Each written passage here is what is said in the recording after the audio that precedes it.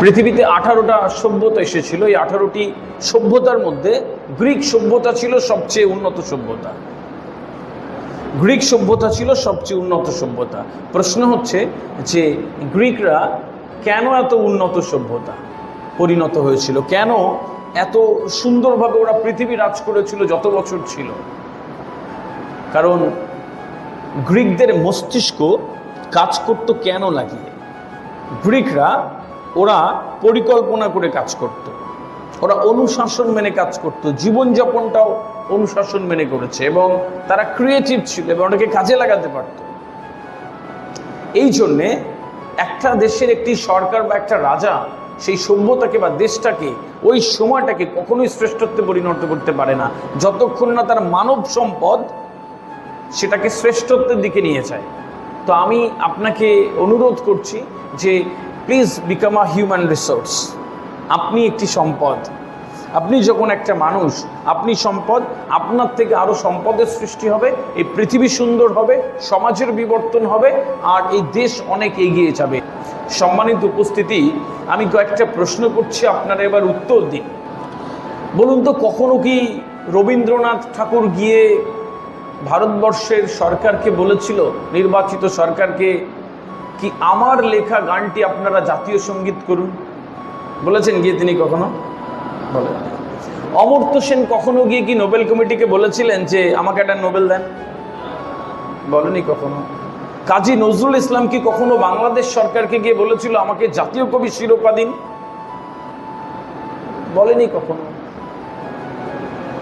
সচিন তেন্ডুলকর কি কখনো আইসিসি কে বলেছিল যে আমাকে এবছরের আইসিসির সেরা ক্রিকেটার হিসেবে ঘোষণা করুন? বলেনি কখনো।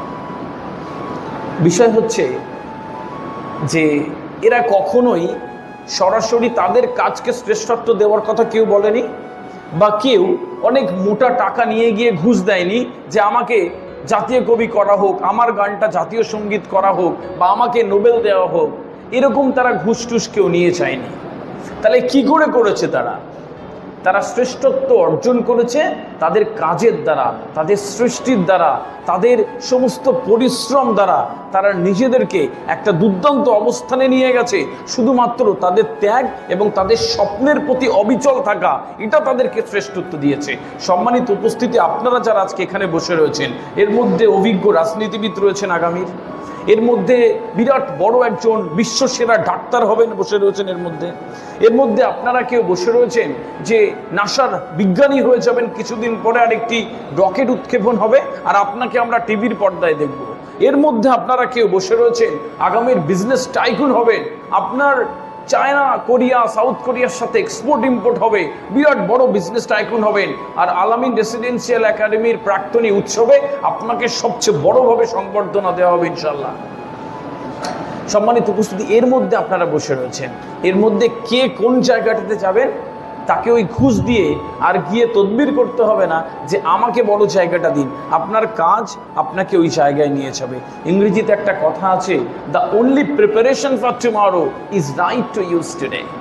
The only preparation for tomorrow is right to use today. কালকে দিনটা যদি আপনি ভালো চান, আজকে আপনাকে ব্যবহার করতে হবে। আজকে ব্যবহার ব্যতীত আপনি কালকে দিনটা কখনো ভালো পাবেন।